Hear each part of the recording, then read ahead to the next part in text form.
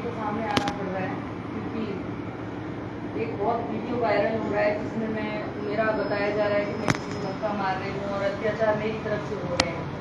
तो मैं आपको बताना चाहूँगी कि जितना भी मैंने मीडिया में 2 दिन से देखा है, क्योंकि मैं इतने दिन 2 दिन से मैं नहीं बोल पाई मीडिया के सामने, मेरी तबीयत खराब हो गई थी, मुझे काफ़ी लगी थी अंदरूनी, जिसके कारण मैं हॉस्पिटल एडमिट थी। तो कल ही 8 बजे छुट्टी मिली है मुझे शाम को।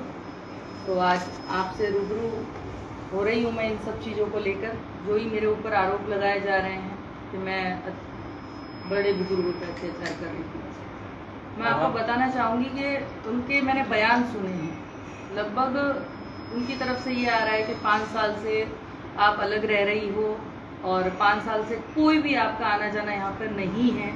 तो मैं आपको बताना चाहूँगी कि 5 साल उनकी तरफ से 5 साल है, बट मुझे ऐसा लगता है कि हम हमेशा साथ में रहे हैं, भले ही वो जयपुर में रहे हों। जयपुर में मेरे साथ ये 2022 तक मेरे घर में ही थे।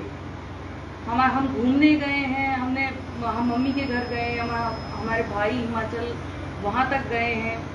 और 2019 के बाद की आप कोई भी, मैं तो कहूँ अगर मैं झूठ बोल रही हूँ तो आप ये CDR, आजकल टेक्नोलॉजी बहुत हाई है, तो आप उनसे पता लगा लीजिए कि जिस प्रकार से वो कह रहे हैं कि 5 साल से मैं उनसे दूर रह रही हूँ, तो ये सरासर गलत बात है। मैं बिल्कुल आती जाती रही हूँ, पड़ोसियों को भी पता है, मैं 6-7 महीने में यहाँ एक बार आ जाती हूँ कोई भी कार्यक्रम में। बाकी मेरे साथ बहुत ज़्यादा लोग होते हैं तो एक ही कमरा है घर पे, रहने की इतनी जगह नहीं है उस घर में, तो उस हिसाब से कभी सर्किट हाउस में रूम बुक हो जाता है, तो कभी होटल्स वगैरह में रुकना होता है। और बहुत सारे आरोप लगाए, तो मैं ये कहना चाहूँगी जब जब इनको ज़रूरत पड़ी है मेरी, मैंने इनके हिसाब से 5 साल जो है ना, उसके बाद भी मैंने इनकी हेल्प करी। अगर हमारी किसी तरह से लड़ाई होती तो एक बार इन्होंने मुझे बोला कि मुझे 10 लाख रुपए की ज़रूरत है। ये बात लगभग 2020 की है। उन्होंने मुझे बोला 10 लाख रुपए चाहिए मुझे। मैंने तुरंत, इन्होंने कहा घर से मांग ले, तेरे माता पिता से मांग ले। तो मैंने कहा ऐसा है, मुझे बार बार बहुत शर्म आ रही है, इतने सालों से सर्वाइव कर रहे हैं, पापा के बलबूते हैं, अच्छी बात नहीं हुई है। तो मैंने एक हमारे जानकार हैं रमेश जी वाघेला, जो कि साचोर के हैं, उनको मैंने फ़ोन किया। उन्होंने तुरंत 10 लाख रुपए की इनकी हेल्प कर दी, जो कि आज दिन तक इन्होंने उनके पैसे लौटाए नहीं हैं। थोड़े बहुत कुछ दिए होंगे, उसके बाद से उनका ना तो फ़ोन उठा रहे हैं, ना उनके पैसे, और वो मेरे ऊपर इतना मतलब प्रेशर आ रहा है कि पैसे दीजिए MLA साहब, हमने आपको दिए थे पैसे। तो आप उनसे पता कर लीजिए, भले अगर किसी प्रकार का मेरा अगर लग रहा है, वो कह रहे हैं कि अमृता झूठ बोल रही होगी, ये भी कह सकते हैं क्योंकि वकील हैं वो।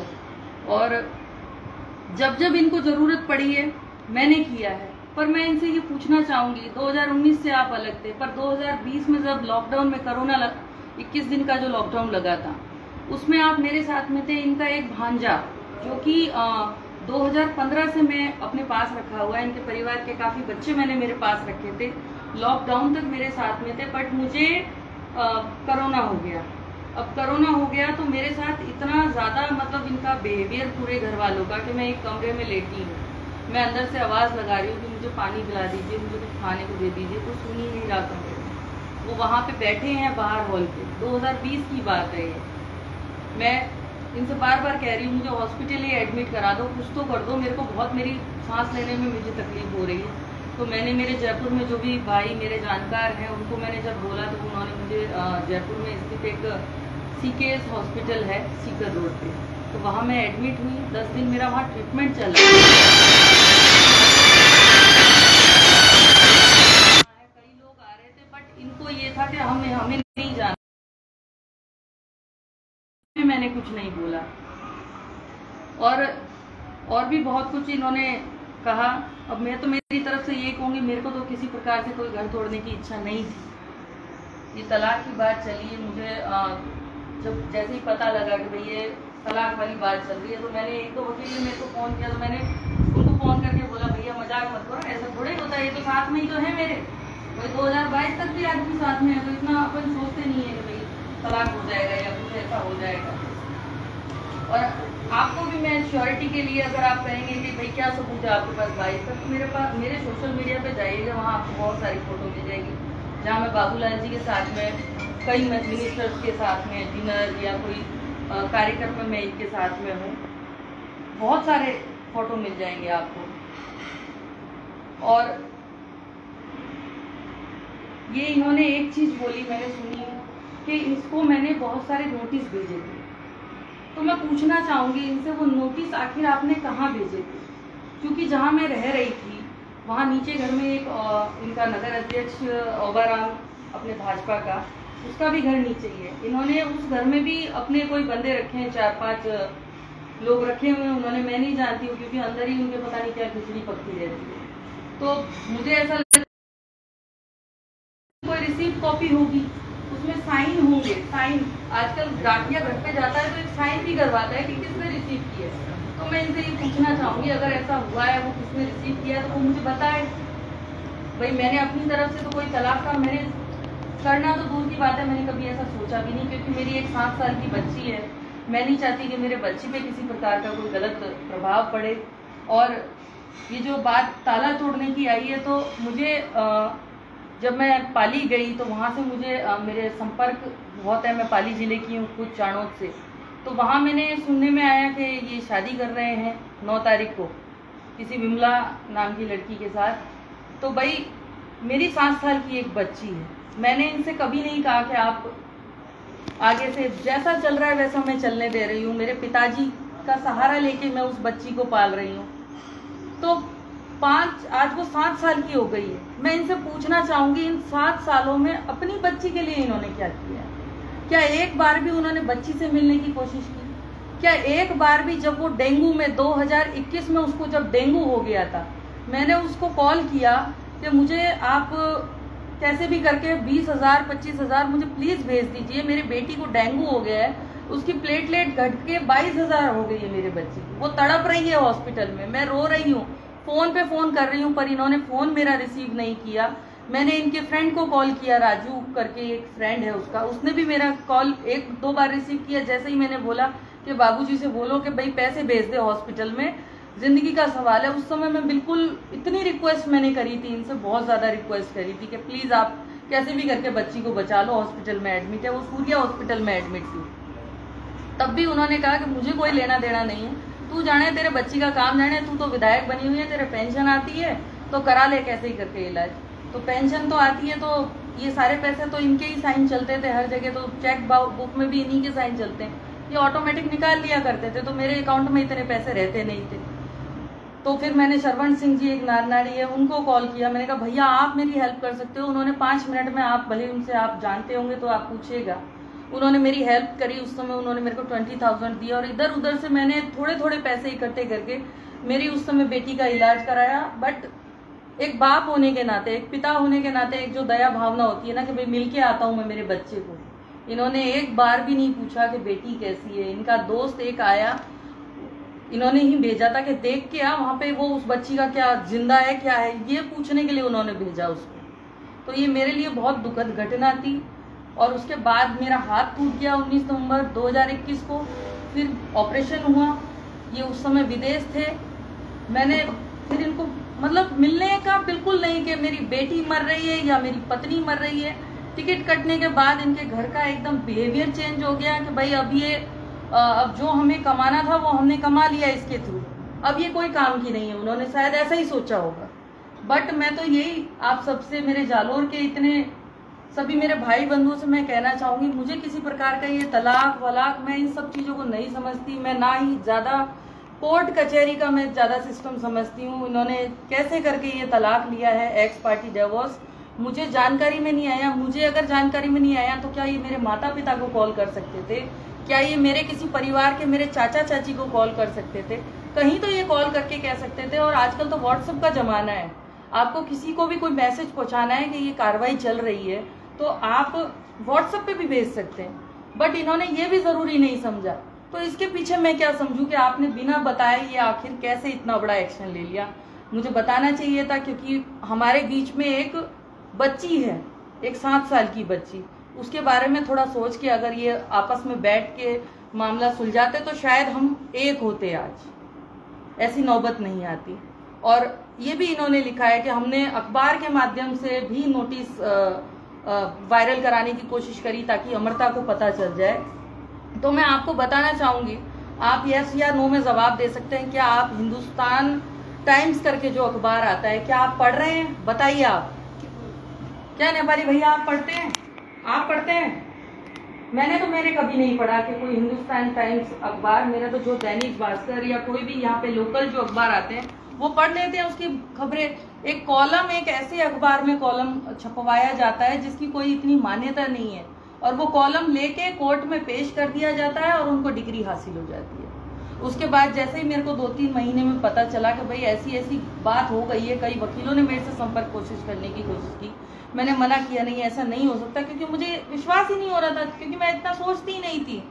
पर जब मुझे पता लगा तो मैं कोर्ट में गई, मैंने अपील दायर की कोर्ट में, और हाई कोर्ट में भी मैंने अपील मेरी दायर की हुई, और भगवान ने चाहा तो वो मुझे मेरे हक में फैसला आएगा।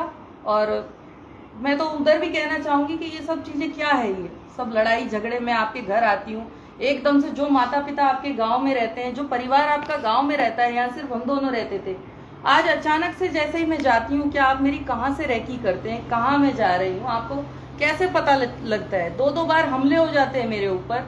मैं मेरे वहां भी घर से निकलती हूँ, इनको पता लग जाता है कि मैं कहाँ जा रही हूँ, मेरी गाड़ी कहाँ मैं जा रही हूँ। तो मैं तो, और ये संगठन की भी बात कर रहे थे कि हम संगठन में शिकायत करेंगे, तो मैं आपसे यही कहना चाहूंगी, संगठन जितना आपका है उतना मेरा है। आपने कहा कि अमृता को कौन जानता है, तो अमृता को भले ही कोई नहीं जानता हो, बट मैंने कभी ऐसा कोई काम नहीं किया जो संगठन में मेरे को नीचा देखने का मैंने संगठन को मौका दिया हो। हमेशा मैंने अच्छे काम करने की कोशिश की है।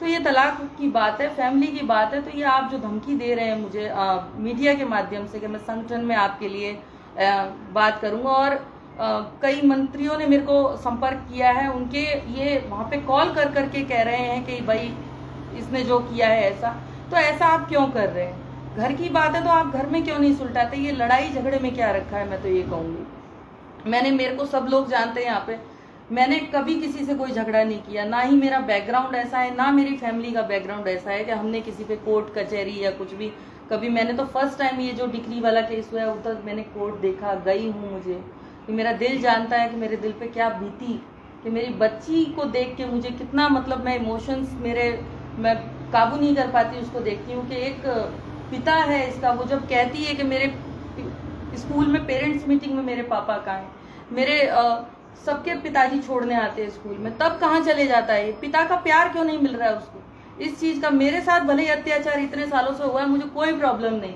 मेरे साथ कई बार गाली गलौज करी, और कई बार मेरे पड़ोसी मुझे छुड़ाने आए हैं। मेरे जेठ ने भी मुझे काफी, मेरे को कभी अपशब्द बोले होंगे, पड़ोसियों ने खूब समझाया। और हमेशा सब जानते हैं कॉलोनी में ये परिवार कैसा है। ये परिवार, आप लोगों से हाथ जोड़ के यही विनती करूंगी कि आपने जो भी एक पहलू देखा है, तो मेरे पास भी कुछ वीडियो है, वो मैं आपको अवेलेबल कराऊंगी अभी, क्योंकि 2 दिन से मुझे कुछ समझ में नहीं आ रहा था। जैसे ही मैंने देखा, एक बच्ची मेरी गाड़ी में बैठी थी, उसने जैसे तैसे वीडियो ली, तो मैंने देखा कि ये तो वीडियो हमारे पास है, जो ये भी पता लगनी चाहिए जालोर की जनता को, क्योंकि एक तरफा सोशल मीडिया में एक तरफा मेरे बारे में गलत से गलत बातें लिखी जा रही है।